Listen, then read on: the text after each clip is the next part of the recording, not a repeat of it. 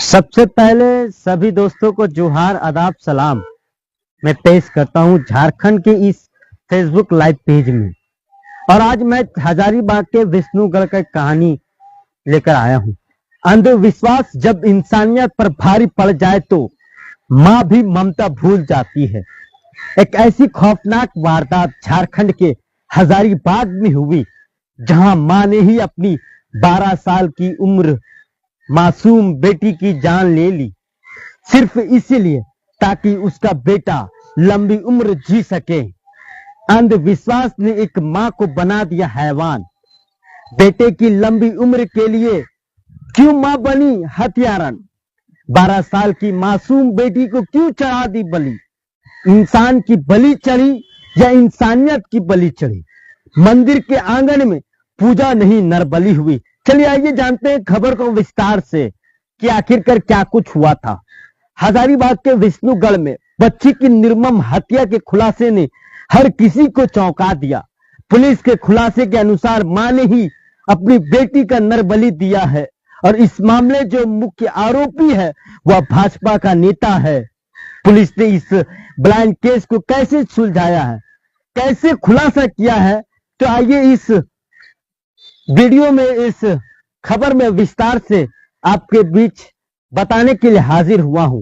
आप सब जानते हैं कि 24 या 25 मार्च की रात को जब हजारीबाग के विष्णुगढ़ के कुसुम्बा इलाके में बांस की झाड़ी के नीचे जब एक बच्ची का शव बरामद हुआ था, जैसे ही यह सूचना मिली पुलिस मौके पर पहुंची थी और मौके पर पहुंचने के बाद शव को कब्जे में लेकर पोस्टमार्टम के लिए रिपोर्ट भेज दिया कि पोस्टमार्टम की रिपोर्ट क्या कुछ आने वाला है।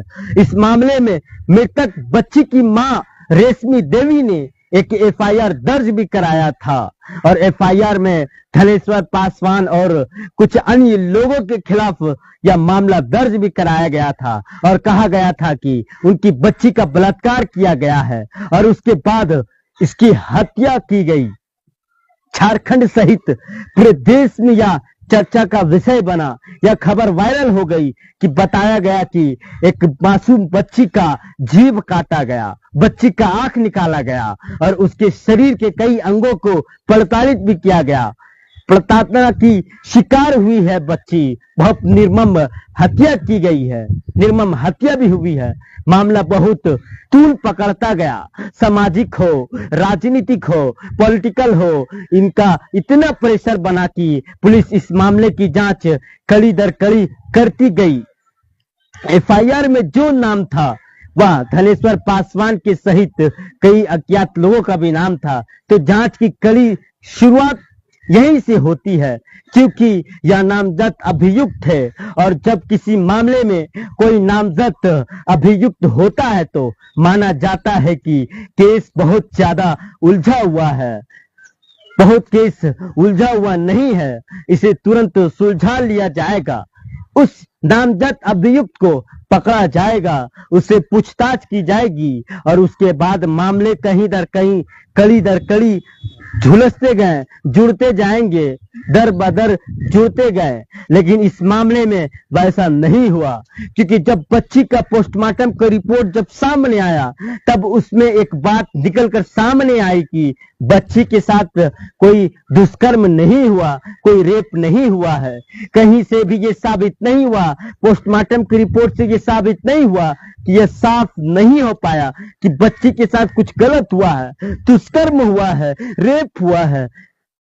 इसकी बात की पुष्टि हुई है या नहीं हुई है, तो उस पुलिस का शक वहीं से शुरू हो गया क्योंकि जब पोस्टमार्टम रिपोर्ट आया पुलिस वहीं से जांच को खंगालना शुरू कर दिया कि जब बच्ची की मां कह रही है कि बच्ची के साथ रेप हुआ है और धनेश्वर पासवान पर उसने आरोप लगाया है। उसके बाद पुलिस ने पोस्टमार्टम रिपोर्ट में जो डेट का टाइम था, जो समय था, धनेश्वर पासवान का जो लोकेशन था, उस समय उसका टाइम जो था वह मैच कराया गया, तो दोनों मैच नहीं किया गया।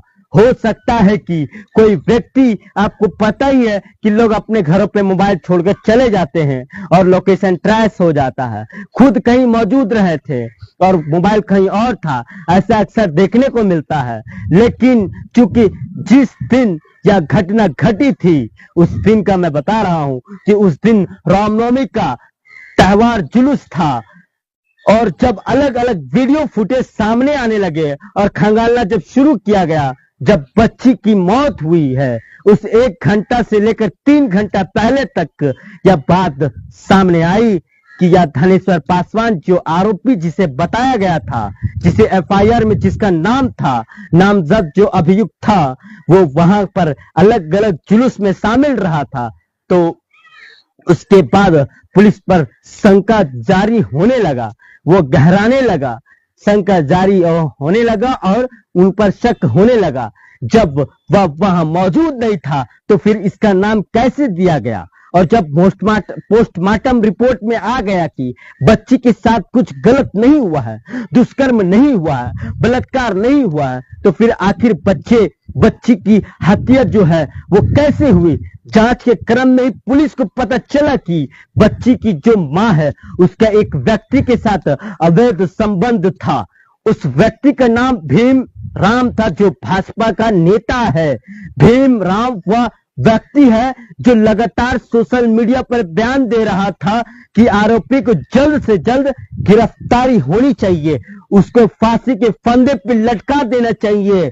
भाजपा के तमाम नेता, जितने बड़े बड़े नेता थे, चाहे वो प्रदेश के अध्यक्ष आदित्य साहू हो, चाहे वो सांसद हो, चाहे वो विधायक हो, चाहे वो भाजपा के कई अन्य नेतागण हो, कोई भी वही नेतृत्व करता था। कौन? भीमराव करता था। वही सारे मामले को क्या करता था? समझाता था। सोशल मीडिया पर तस्वीरें वायरल है, आप देख सकते हैं कि वह पुलिस के बगल में कैसे बैठा था। बगल में डीजीपी के तमाम नेता है। फिर पुलिस जो है इस एंगल से भी तलाशना शुरू की कि क्या बच्ची की मां और भीमराव दोनों के बीच जो अवैध संबंध था, उस मामले में कहीं बच्ची की तो हत्या नहीं की गई। जांच में पता चला कि 10 साल से दोनों का अवैध संबंध चल रहा था और बच्ची की उम्र जो थी वो 13 साल है। मतलब बच्ची की उम्र जब 3 साल की रही होगी, तब से ही दोनों के बीच संबंध है। इसीलिए पुलिस ने इस मामले की स्वीकारा नहीं किया और फिर मामले की जांच जो है आगे शुरू की गई। जब बच्ची का शव बांस की उस झाड़ी से बरामद हुआ था, तब जबकि वहां पर पुलिस के अधिकारी मौके पर पहुंचे थे और उसकी फोटोग्राफी हुई थी, तो उस समय भी पता चला था कि बच्ची का जो शव जहां पर है, उसके ठीक बगल में बच्ची का चप्पल भी अच्छे से खुला हुआ था। क्योंकि बताया यही गया कि बच्ची की हत्या कहीं की गई है, उसके बाद उसका लाश यहां पर रखा गया है, फेंका गया है। लेकिन पुलिस का शक वहीं से गहराया कि बच्ची की हत्या जो है यहां पर की गई है। उसके बाद एफएसएल की टीम, एसआईटी की टीम, सीबीआई की टीम जो घटना स्थल की फोटोग्राफी की थी, टेक्निकल टीम ने जब उस फोटोग्राफी का बारीकी से अध्ययन किया, तब देखा कि बच्ची के लिए एक टीका लगा हुआ है। बच्ची के सिर पर एक टीका लगा हुआ है। उस टीके को अच्छे से जब जांचा गया तो पता चला कि यह खून का टीका या फिर कोई और टीका है। और उस टीके के आधार पर ही पुलिस ने फिर जांच को आगे बढ़ाया। जब जांच को आगे बढ़ाया तो पता चला कि जहां पर घटना स्थल है, उससे 70 से 80 यानी 100 मीटर या फिर फीट की दूर पर ही एक पूजा स्थल है। उस पूजा स्थल पर ही जब जांच किया गया तो वहां भी खून के कुछ निशान मिले हैं। और उसके बाद पुलिस ने फिर जांच की, कड़ी को आगे बढ़ाया तो पता चला कि उसी के आसपास शांति देवी नाम की एक भक्तिन, जिसे तांत्रिक या फिर झाड़ फूक या फिर जादू टोना करने वाली कही वह रहती है। जब पुलिस ने उसे हिरासत में लेकर जब पूछताछ किया तो कई घंटों तक लगातार जब पूछताछ चली, तब शांति देवी ने इस बात को कबूला कि यह रेशमी देवी जो है, इसका बेटा लंबे समय से बीमार रहा था और यह अपने बेटे के स्वस्थ होने की कामना लगातार कर रही थी और उसी में उन्होंने अपनी बेटी को बलि दे दी है।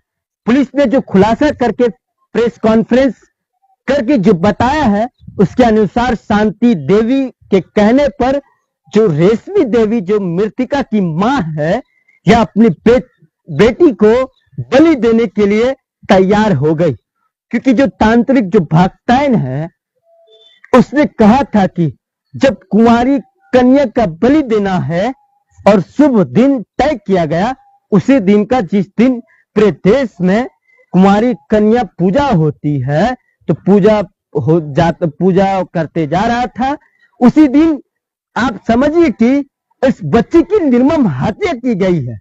उसी समय जो शांति देवी जो तांत्रिक है, भक्ताइन है, उसने कहा था कि जब बच्ची की बलि दी जाएगी उस समय बहुत छटपटाएगी, इसीलिए अपने साथ एक पुरुष को भी लेकर आना। तो रेशमी देवी को बच्ची की मां है, वह अपनी भीमराव जो उसका अवैध संबंध जिसके साथ था, बताया जा रहा है अवैध संबंध था, उसके साथ में लेकर गई और पुलिस के खुलासे के अनुसार भीमराव ने ही पहले गला दबाकर बच्ची की हत्या की। पोस्टमार्टम रिपोर्ट में भी यह साफ आया है कि बच्ची की दम घुटने से मौत हुई है, गला दबाने से ही मौत हुई है। और यह पोस्टमार्टम रिपोर्ट ऐसा नहीं है कि कल पुलिस ने जो प्रेस कॉन्फ्रेंस जो किया है तब सामने आया कि 2-3 दिन पहले ही हमारे पास पोस्टमार्टम रिपोर्ट था और उसमें साफ है कि साफ तौर पर यह था कि न रेप की पुष्टि हुई है, न रेप की पुष्टि हुई है, न दुष्कर्म की पुष्टि हुई है, और बच्ची की जो मौत हुई है वह गला दबाने से हुई है। और पुलिस ने जो कल प्रेस कॉन्फ्रेंस किया उसमें यह भी साफ सामने आ गई, बात सामने आ गई कि भीमराव जो भाजपा का नेता है, उसने ही पत्थर से बच्ची की सर पर कुचल कर मारा है। उससे जो खून निकला, उसी खून को लेकर बच्ची के शरीर पर लेपा गया और उसके बाद उस खून को पूजा जहां थोड़ी दूर पर किया जा रहा था। दरअसल इस मामले में एक फैक्ट यह भी है कि पुलिस का ध्यान भीमराव पर इसीलिए भी था क्योंकि पीड़िता की मां ने जो एफआईआर दर्ज कराया था और उसमें जो धनेश्वर पासवान का जो नाम दर्ज किया गया था, धनेश्वर पासवान और भीमराव का जो पुराना जमीन का विवाद जो चल रहा था, आप पुलिस का इस प्रेस कॉन्फ्रेंस सुनेंगे और प्रेस रिलीज पढ़ेंगे तो उसमें पुलिस का यही कहना है कि एक तो बेटा जो अवस्था चल रहा था उसके ठीक करने के लिए नॉर्मली किसी कन्याकुमारी कन्या को देने की बात कही गई और सारा दूसरा जमीन विवाद का एक मामला सामने आया है। दरअसल यह जमीन विवाद भीमराव और धनेश्वर पासवान के बीच ही था। तो धनेश्वर पासवान और भीमराव जो भाजपा का जो नेता है, जो मुख्य आरोपी जो पुलिस के द्वारा बताया जा रहा है, उसने यह पूरी कहानी इसीलिए रची क्योंकि वो एक तो बच्ची की हत्या के बाद खुद बच जाएगा और दूसरा जिससे उसकी लड़ाई चल रही थी धनेश्वर पासवान, उसे वह इसी घटना से जो है साथ सकता है, वह सलाखों के पीछे भेज सकता है। और यही वजह है कि पीड़िता की मां ने जो एफआईआर दर्ज कराया उसमें धनेश्वर पासवान का नाम दिया गया ताकि यह पूरे मामले का आरोपी जो है उसके माथे मुड़कर लंबे समय तक सलाखों के पीछे रहे और उसे रखा जा सके। लेकिन यह ज्यादा दिन चल नहीं पाया। पुलिस ने आखिरकार इस मामले का पूरा खुलासा किया। इसी तरह कड़ी दर कड़ी जोड़कर की गई तो यह पूरा मामला सामने आ गया और इसी तरह पुलिस ने इस मामले को पूरी तरह से खुलासा कर दिया। पहले शांति देवी जो भक्ताइन है, जो तांत्रिक है, उसने इस बात को कबूला है और बताया भी है। उसके बाद फिर दोनों आरोपी जो भीमराम जो भाजपा का नेता है, जो रेशमी देवी जो मृतिका की मां है, तीनों को अलग अलग रखकर जब स्ट्रांग रूम पर रखा गया तो पूछताछ जब की गई तो तीनों ने इस बात को कबूला और उसके बाद पुलिस ने यह खुलासा किया। आप सब जानते हैं कि कल डीजीपी तदाशा मिश्रा भी हजारीबाग गई थी और उसकी थोड़ी देर बाद पुलिस ने यह कॉन्फ्रेंस किया, प्रेस कॉन्फ्रेंस।